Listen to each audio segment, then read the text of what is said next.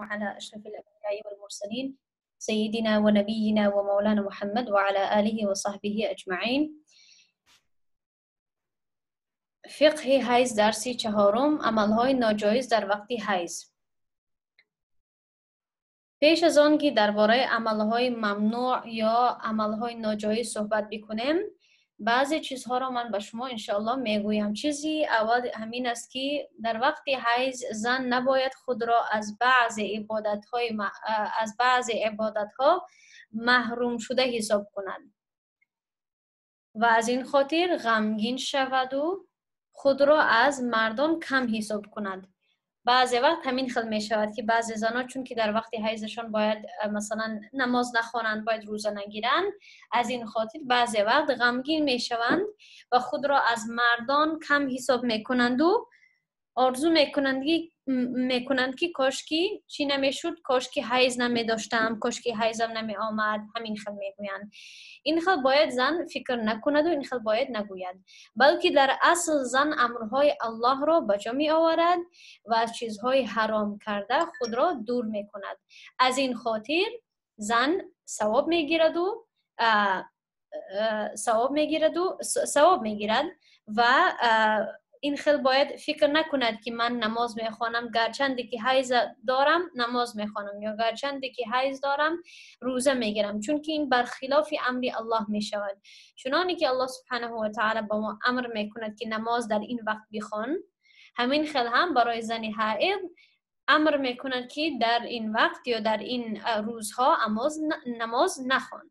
پس نماز نخواندن هم عبادت میشود و نماز نخواندن و روزه نگرفتن هم بجا آوردن حکم الله می شود. زنی که به خلاف این می کند و گمان می کند که ثواب می گیرد، در اصل ثواب نمی گیرد و در اصل چی می کند؟ او به خلاف امر الله می کند. پس این جایز نیست. باید در وقت حیض چیزهای ممنوع شده را نکند و از آنها خود را دور نگه می دارد. برای زن مستحب است که در وقت هر نماز در جای نمازخوانیش نشسته در ذکر خود را مشغول بسازد. خب چون که وقتی که مثلا 7 روز 8 روز نماز نمیخواند زن، بعضی وقت همان تقسیم اوقاتی که دارد، همان روزانه 5 وقت خود را که جدا می سازد، همان عادتش گم می شود و برای نماز دوباره برگشتن مشکل می شود. برای همین مهم هست که زنی که در روز حیضش هست، از روزش 5 وقت در وقت نماز کمتر در جای نمازش 6 چی کند؟ به ذکر خود را مشغول بسازد و مثلا سجده نکند و نماز نخواند، اما فقط چی بکند؟ طهارت بکند، گرچند که طهارتش مثلا قبول نمی شود، اما خود را پاک بسازد و نشسته چی کند؟ ذکر کند با ذکرهایی که برایش جایز است. مثلا قرآن خواندن جایز نیست، اما می تواند که ذکر کند و سبحان الله بگوید، الله اکبر، لا اله الا الله، این خیلی اذکار را بگوید. پس از این خاطر چی می شود؟ هم ثواب می گیرد و هم عادت نمازخوانیش دور نمی شود از اون. برای همین این چیز مستحب هست، بسیار عادتی خوب هست. خوب دوام میکنیم. عمل یکمی که ممنوع هست در وقت حیض، چونانی که میدانید، نماز خواندن هست. خوب نماز خواندن ممنوع هست، ناوابسته از آن که نمازی فرض باشد، واجب باشد، سنت یا نفل باشد. فرق نمی کند که کدام نماز است. خواندن نماز کلاً یعنی تماماً جایز نیست. دوم نقطه همین است که قضا کردن نمازهای حالت حیض ضروری نمی شود. یعنی که اگر 7 روزم نماز نخوانید از خاطر حیضتان، یا اینکه 10 روز باشد یا اینکه 3 روز باشد، قضا کردن این نمازها ضروری نیست. خب و برای همین مهم هست که شما عادت خود را، یعنی که روزهایی که خون میبینید آنها را نویسید و به دیگران هم همین تعلیم را بدهید که آنها روزهای حیضشان را و روزهای طهورشان را نویسند در یک دفتری، تا اینکه اگر روز به یگان مشکلات گرفتار شوند بتوانند که راه حل را پیدا بکنند و بتوانند که بفهمند که کدام روزهای نماز هست، کدام روزهای حیض. مثلا بعضی زنها با کدام مشکلات دچار می شوند؟ با مشکلاتی دمی متوالی، یعنی که خون جاری می شود و بس ندارد با چندین ماه یا حتی با سالها چکره مثلا خون روانه هست. پس برای آنها چطور بفهمند که کدام روزهای حیضشون حساب می شود و کدام روزهای پاکی، روزهای طهر. برای همین مهم هست که پیش از آن که زن به این خیل مشکلات ها گرفتار شود، مهم هست که عادتی حیض خود را هر ماه یا هر 2 ماه، هر وقتی که حیضش می آید، آن روزها را نویسد، ساعت را هم نویسد و روزهای طهر را هم نویسد تا اینکه اگر در مشکلات دچار شود بتواند بفهمد که کدام روزها روزهای نماز است و کدام روزها روزهای پاکی، خوب، یا روزهای قضا کردن نه، بلکه روزهای نخواندن نماز، کدام روزها با نماز است و کدام روزها روزهای حیض هست. دوم، سجده تلاوت کردن. خب در دوران روزهای حیض اگر زن سجده تلاوت رو بشنود، این نمیخواند، چون که خواندنش چی است؟ ممنوع هست، خواندنش در خواندن قرآن داخل می شود. پس خودش نمیخواند آیت قرآن را، اما میشنود، شاید از کسی بشنود. اگر بشنود سجده تلاوت را ادا کردن برای او لازم نمی شود، چون که در حالت حیض هست و سجده تلاوت با کدام کسان مخاطب هست؟ با کسایی که پاک هستند و با سجده کردن و اجازت دارند. زنی که حیض هست یا در حالت حیض هست حتی سجده کردن برایش جایز نیست، چون که این یک رکن نماز هست. پس نباید سجده کند و نه برایش قضا کردن یا پس دیرتر سجده کردن لازم نیست. خوب، اما اگر کسی مثلا در حالت حیض نباشد و سجده تلاوت را بشنود، باید که سجده تلاوت را ادا کند فوراً. اگر فوراً ادا نکرد در سرش قضا میماند، باید که دیرترک سجده تلاوت را چی کند؟ ادا بکند. خوب، سوم، روزه گرفتن. خوب، روزه گرفتن یا نفل باشد یا روزه رمضان باشد فرق نمی کند. روزه گرفتن برای زنی که در حالت حیض هست ممنوع هست و اگر روزه رمضان باشد قضا کردن روزه های رمضان و روزه های نفلی که شخص سر می کند اما از خاطر حیض شکسته می شود لازم است. یعنی که در اینجا 2 چیز هست. یکم همین است که اگر زن در ماه رمضان حیضش بیاید، روزش میشکند و مثلا 5 روز یا 6 روز حیض دارد، از این خاطر بعد از رمضان میدانید بعد از شوال یا اینکه بعد از رمضان میتواند که روزه های خود را قضا بکند، باید روزه های خود را قضا بکند. خب این یک چیز هست. دوم چیز همین است که اگر زن روزه نفلی را سر بکند، یعنی که رمضان نیست، فقط میخواهد که یک روزه نفلی را بگیرد یا روزه دوشنبه و پنجشنبه را بگیرد مثلا، یا روزه ایام بید را بگیرد. خب اما چی میشود؟ روزه را سر میکند و بعد از یک چند ساعت چی میشود؟ حیضش سر میشود. از این خاطر روزش شکسته میشود، این روزه نفلیش شکسته میشود چنانکه که شما میدانید. اما نقطه مهم در اینجا چی است؟ که این روزه نفلی را اکنون باید قضا بکند، چون که روزه را سر کرد اما پوره کردن نتوانست. از این خاطر اکنون قضا کردن این روزه نفلی چی میشود؟ واجب میشود. خب همین نقطه همین معنا را دارد که باید قضا بکند روزه رمضان را و این چنین روزه های نفلی که شخصی سر میکند اما از خاطر حیض شکسته میشود آنها را باید قضا بکند. این چی است؟ سوم. خب بعضی صحنه ها دایر بر روزه گرفتن.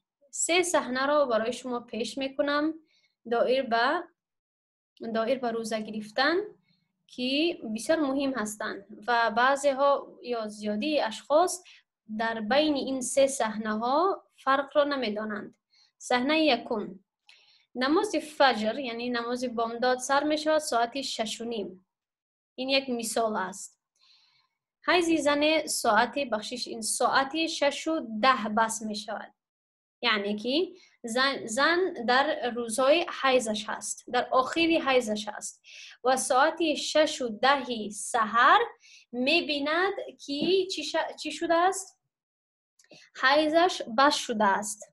خب حیضش بس شده است و چی است؟ ماه رمضان هست. این صحنه ها دایر به چی است؟ روزه گرفتن.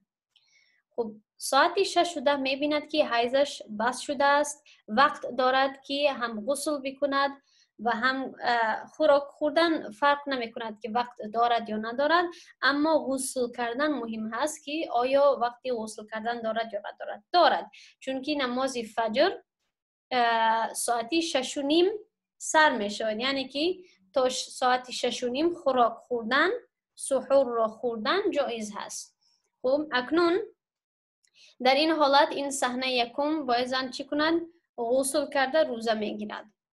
خب حیض زن چی می شود؟ 6:10 بس می شود و وقتی سحور یا به فکر شما سحری میگوید یا او سحری خوراک میگوید، چی میگوید؟ سحور یعنی وقتی نان خوردن، باید که غسل کرده روزه بگیرد. حتی اگر چی شد؟ اگر وقتی خوراک خوردن هم نداشت باید روزه خود را بگیرد، چون که پیش از سر شدن فجر چی شده؟ حیضش بس شد. از این خاطر باید غسل کرده روزه خود را بگیرد. روزه نفلی روزهای دوشنبه پنجشنبه نیز میگویند. بله روزه نفلی است، مستحب است، یعنی ثواب میگیرد شخصی اگر روزهای دوشنبه و پنجشنبه روزه بگیرد. این به روزه های نفلی داخل می شود. خب هم نفلی و روزه های سنت هم، این سنت است گرفتن این روزها، اما در حکمی یعنی حکم فقهی نفل گفته می شود، سنت هم گفته می شود، اما سنت هم یکی از نوعی نفل هست، یعنی فرض نیست، لازمی نیست، نفلی هست. نبی صلی الله علیه و کرد نفلی هست که سنت حساب می شود. خب صحنه دوم، زنی روزدار یعنی روزدار هست، میبینند که حیضش پیش از آفتابشین سر شده است. خب بگویم که نماز مغرب نماز شام چی است؟ ساعت 8 میگویم، 8 شام. زنی میبیند که ساعت 7 حیضش شروع شده است. روزدار بود در ماه رمضان، اما ساعت 7 میبیند که حیضش سر شده است. چی میکند در این حالت؟ روزش میشکند و باید قضا بکند. خب این صحنه دوم هست.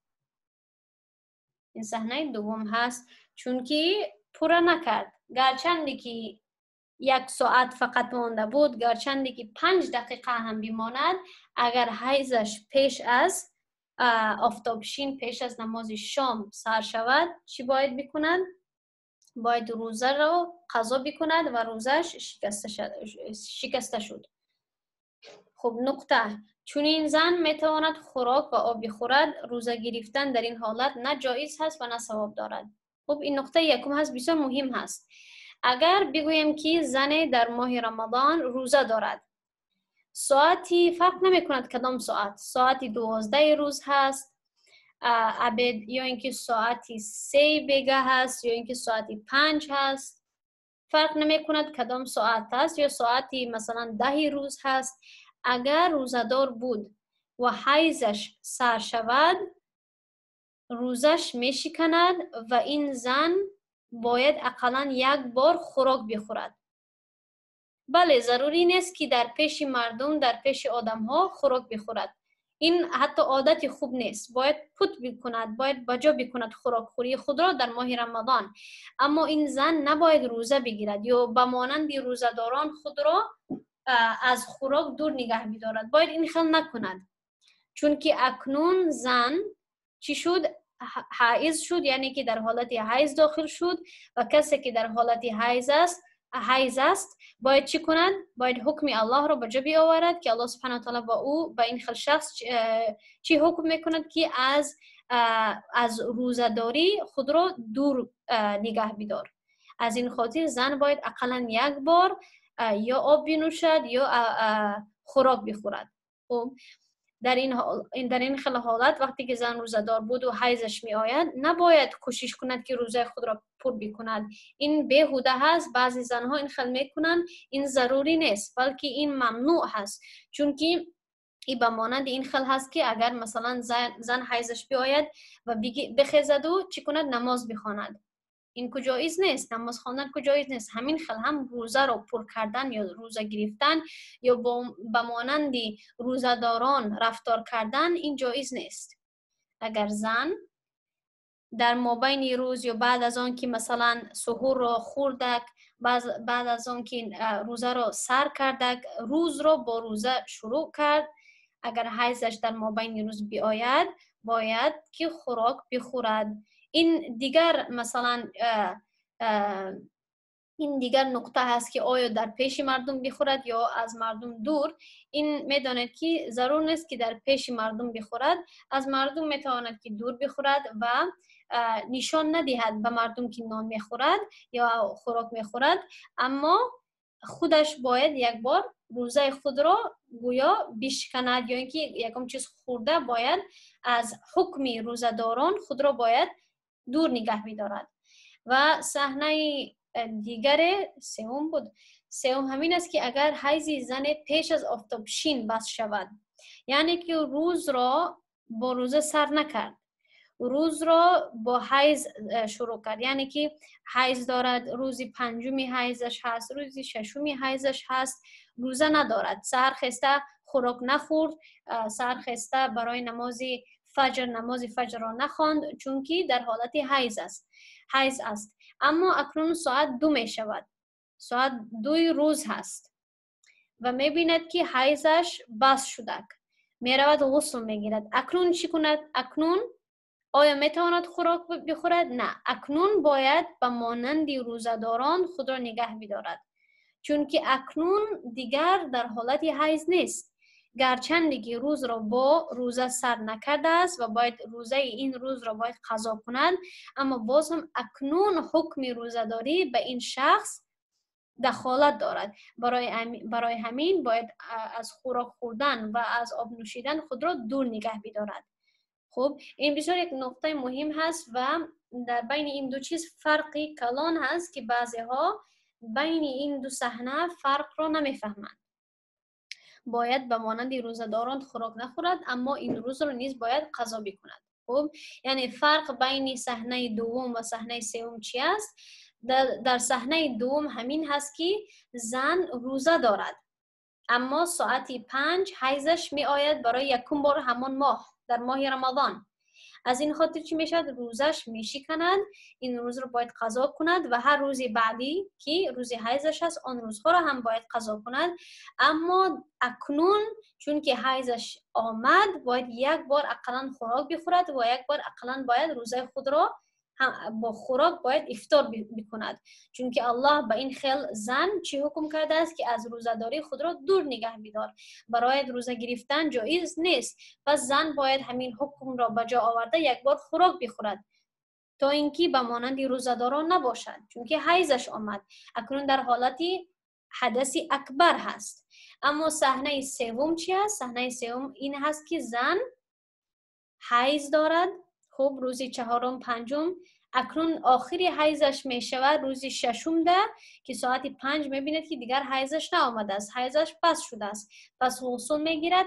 اکنون زن باید خوراک نخورد، چون که اکنون از حدث اکبر، از حالت حیض بیرون شد، گرچند که روزش از اول روز نگرفته بود، اکنون باید به مانند روزه‌داران رفتار کند و باید نان یا اینکه خوراک یا اینکه نوشابه باید نخورد. گرچندی که این روز را هم باید قضا کند. برای چی؟ برای که از اول روز روزه نگرفته بود. امیدوار هستم که بین این دو سه صحنه فرق را فهمیدید. خب عمل سوم، عمل ممنوع سوم این چی است؟ تلاوت کردن قرآن، حتی یک آیت قرآن هم باشد. خب کدام آیت ها را تلاوت کردنش جایز هست و کدام آیت ها را تلاوت کردنش جایز نیست؟ نظر میکنیم. با نیت ذکر، دعا یا شکر زن میتواند آیت هایی را بخواند که معنای دعا، حمد، شکر، تعریف الله داشته باشند. خب یعنی که در قرآن بعضی آیت های است که معنای دعا دارند. مثلا اهدینا الصراط المستقیم، ما را به راه مستقیم، به راه راست هدایت بکن. این چی شد؟ این دعا شد، گرچندی که از سوره فاتحه هست. خب گرچندی که از سوره فاتحه هست، باز هم این آیت معنای دعا دارد. پس میتواند زن با نیتی دعا همین آیت رو حتی در حالت حیضش بخواند، دعا کند، تلاوت کند نه، اما بخواند، دعا کند. یا اینکه آیت الحمدلله رب العالمین، این آیت چی است؟ آیت تعریف الله را بیان کردن است. چون که میگیم تمام تعریف به آن الله است، به الله است که پروردگار جهانیان است. این چی شد؟ بیان کردن تعریف الله، تعریف الله را بیان کردن هست. پس این آیت را هم با نیتی تعریف، با نیتی مثلا شکر گفتن و دعا کردن جایز است. و پیش از این آیت ها تعوذ یعنی اعوذ بالله من الشیطان الرجیم را نباید بخواند، چون که اعوذ بالله من الشیطان الرجیم فقط پیش از تلاوت کردن قرآن خوانده می شود. و اگر شخص اعوذ بالله بگوید یعنی که تلاوت قرآن کرده ایستاده است، نه اینکه دعا کرده ایستاده است. پیش از دعا ما اعوذ بالله نمیگوییم. خب پس از این خاطر مهم هست که چی؟ اگر این خل آیت ها را میخواند و دعا میکند باید اعوذ بالله پیش از اینها نگوید. خب دیگر کدام دعاهایی که با ربنا سر میشوند، تمام این خل آیت ها دعا حساب میشوند. آیت هایی که در قرآن هستند با ربنا که سر میشوند اینها تمامش دعا حساب میشوند و با نیت دعا اینها را خواندن، اینها را گفتن جایز است. ربنا لا تزغ قلوبنا، مثلا ربنا آتنا فی الدنیا حسنه، مثلا دیگر چیز ربنا و آتنا، ربنا هب لنا من ازواجنا و ذریاتنا، ربنا انك جامع الناس لیوم لا ریب فیه. دیگر زیاد این خل دعا هست با ربنا میتوانید که اینها را بخوانید. خب و کدام آیت ها ممنوع هست؟ آیت هایی که معنای احکام و قصه ها را دارد. خب از خاطر که شما شاید معناهای آیت ها را زیاد نمیفهمید، از این خاطر بسیار احتیاط کنید. فقط آیت هایی که با ربنا سر میشن آنها را بخوانید و فقط سوره هایی که همچون دعا هم خوانده میشوند، مثلا سوره فاتحه اگر به تعوذ بخوانید جایز هست. سوره های معوذتین یعنی قل اعوذ برب الفلق و قل اعوذ برب الناس را هم خواندن با قل هو الله احد، که قل هو الله احد سوره اخلاص تعریف الله را بیان میکنه. در آن سوره معنایش است، معنای تعریف الله را دارد. پس این سه سوره را خواندن جایز هست و همچون دعا خواندن و به دستان خود دم کردن و دستان خود را به تمام بدن خود لمس کردن، این همچون دعا خواندن، این هم سنت هست و همچون دعا خواندنش جایز هست. پس این بعضی چیزهایی هست که برای شما خواندنش در حالت حیض جایز هست. و این چنین دیگر چی است؟ آیت الکرسی. آیت الکرسی را هم برای حفاظت و برای دعا همچون دعا خواندن جایز هست. این بعضی چیزهایی هست که برای شما ضروری است. بغیر از اینها دیگر برای شما یگام چیزهای دیگر را خواندنش در حالت حیض ضروری نیست. مخصوصا برای آن که شما معناهای آیت ها را شاید نفهمید، از این خاطر نمیفهمید کدام آیت ها چی معنا را دارند. پس از این خاطر من برای شما آسان کرده گفتم که کدام آیت ها را بخوانید و کدام آیت ها را نخوانید. خب خب این چرا این خل شد؟ خب چهارم، لمس کردن قرآن یا یک آیت قرآن. پیش از این چی بود؟ تلاوت کردن قرآن. بله، تلاوت کردن قرآن این چی است؟ تلاوت کردن. چهارم چی است؟ لمس کردن قرآن. لمس کردن قرآن یعنی رسیدن قرآن، یعنی رسیدن مصحف. خب خود کتاب قرآن را رسیدن، دست زدن، لمس کردن جایز نیست با دستهای خود. یا اینکه اگر قرآن نباشد اما یکی از آیات‌های قرآن به کاغذ یا به دفتر نوشته باشد، آن آیت را هم رسیدن جایز نیست. خب اما اگر با یکم لطه، با یکم کاغذ، با یکم چیزی دیگر، با یکم حائل یعنی یک چیزی که پوست را از همون آیت جدا می سازد، اگر با یکم چیز دیگر اگر رسیدید این جایز می شود. خب لباس یا لطه‌ای که در بدن زن باشد برای رسیدن قرآن استعمال کردنش ممنوع است.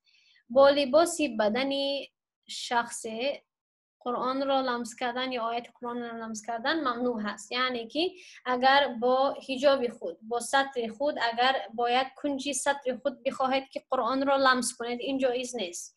با آستین خود، با یک کنجی آستین خود قرآن را بخواهید بگیرید این جایز نیست. کرته دارید، کرته دراز دارید، با یک کنجی کرته خود میخواهید قرآن را بگیرید یا بلند بکنید این جایز نیست، چون که تمام این لطه ها، تمام این لباس ها به بدن زنی حائض چسبیده هستند. از این خاطر اینها را استعمال کردن جایز نیست. اما چی جایز هست؟ لباس یا لطه‌ای که در بدن نباشد، در بدن انسانی حائض نباشند، استعمال کردنش جایز هست. خب یعنی که اگر یک سطر دیگر را بگیرید یا یک غلاف را بگیرید یا یک کاغذ را بگیرید یا یک میدانید دیگر چیزها رو گرفته، اگر چی میکنید قرآن رو از یک جای به دیگر جای میبرید این جایز هست. این چونین مثلا در چیزهای ممنوع چی داخل میشود؟ اگر پریچتکی پوشیدگی باشه با پریچتکی هم جایز نیست که لمس کنه، چون که پریچتکی هم در بدن چی است؟ چسبیده هست. خب پنجم، طواف کردن کعبه. طواف کردن هم در حالت حیض جایز نیست و این طواف به چی اشاره است؟ به طواف زیاره. در حج چندین قانون ها هست و حج وقتی که انسان می رود در حج می تواند که طواف قدوم بکند، بعد طواف زیاره، بعد طواف وداع و چندین احکام دارد. اما این اشاره به چی است؟ به طواف عین حج، به طواف زیاره. اما انشالله اگر شما گاهی بروید و این خیلی مشکلات به شما پیش بیاید یا پیش از رفتنتون می توانید که اگر مثلا در آن وقت با من در تلگرام اگر باشید می توانید بپرسید و من احکام حج برای شما می توانم بفهمانم، تا اینکه شما بفهمید که اگر حج بروید یا عمره بروید و حیضتان آمد شما چی می توانید بکنید، چون که این بسیار یک چی است، یک صحنه بسیار مشکل هست. بعضی زنها می روند و بلیط دارند برای مثلا 5 روز 10 روز می روند و حیضشان می آید. بعضی ها حیض دارند برای 7 روز یا برای 10 روز. چی طور می توانند که مثلا طواف خود را پورا بسازند؟ از این خاطر اگر شما بعضی خیلی مشکلات دچار شدید می توانید که بپرسید. خب طواف کردن این شد. طواف کردن. ششم، به مسجد داخل شدن. این هم ممنوع هست. تمام این چیزهایی که من نوشتم بر حرفای کلان اینها ممنوع هستند. به مسجد داخل شدن هم ممنوع هست در حالتی حیض. اما زن میتواند به مکانی داخل شود که مسجد نیست یا مسجد نباشد اما برای خواندن نماز مقرر شده است، مثل مصلی یا اینکه نمازخانه. میدانید که در بعضی کارخانه ها یا در بعضی خانه ها یا در بعضی مکتب ها یک اتاق را همچون نمازخانه مقرر میکنند. در آنجا زنی حائض اگر داخل شود یا دختری حائض داخل شود جایز هست. مثلا با دوستش میخواهد با دوستش میرود، دوستش نماز خود را در آنجا ادا میکند. این دختر میتواند که در پشتی همان اتاق در همان خانه بشیند، انتظار کند دوستی خود را. مثلا داخل شدن به این خیل خانه، به این خیل اتاق که برای نماز خواندن مقرر شده است جایز هست. باید چی نباشد؟ باید با مسجد داخل نشود. مسجد جایی هست که 5 وقت نماز ادا کرده می شود با جماعت و 5 وقت نماز را اذان داده می شود. این خیل جای را مسجد گفته می شود. و اگر در داخل مسجد دیگر اتاق هم باشد، مثلا باشد آشخانه، مثلا باشد یک اتاق دیگرش برای مدرسه، الحمدلله ما در اینجا مسجدها که می باشد بسیار کلان می باشند، تمام جای را مسجد گفته می شود. اما در داخل مسجد مثلا هست آشخانه هست، جای خوراک خوردن هست، مثلا کمتر اتاقها را برای دیگر چیزها هم مقرر کردن. برای همین داخل این خیل خانه اگر داخل شدن جایز هست، اما همان جایی که نماز با جماعت ادا می شود در آنجا باید زن داخل نشود. خب هفتم، با شوهر هم خوابه شدن هم ناجایز هست در وقت حیض. این اون چیزی نو نیست، شما انشالله که با خبر هستید میدانید.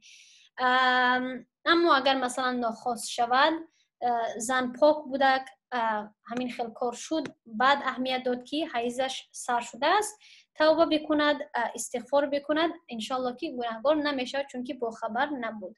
برای همین من برای شما چندین بار گفتم و چندین بار هم میگویم و شما هم همین خیل برای شاگردان آینده خود بگوید چندین بار که باید عادتی خود را زن نویسد. کدام ماه کی می شود، چند روز می شود، ساعتی چند می شود. و هشتم، از 9 تا زانوها با عملهای شهوتانه با شوهر مشغول شدن هم ناجایز هست، چون که این زیادی وقت به همخوابگی به همخوابه شدن چی می شود میبرد. برای همین این هم جایز نیست، از خاطری که از همین عمل انسان را و زن و شوهر را دور نگه می‌دارد. خب انشاءالله درس ما در همین جا بس هست. انشاءالله هفته دیگر روزی پنجشنبه و جمعه دوام میکنیم. تا آن وقت انشاءالله درس دین روز را و درس امروز را انشاءالله برای شما در گروه روان میکنم. اگر یکم سوالی دارید میتوانید نویسید یا اینکه با آواز در گروه روان کنید تا اینکه دیگران هم چی کنند، برای دیگران هم فایده‌ناک باشد انشاءالله. السلام عليكم ورحمة الله وبركاته.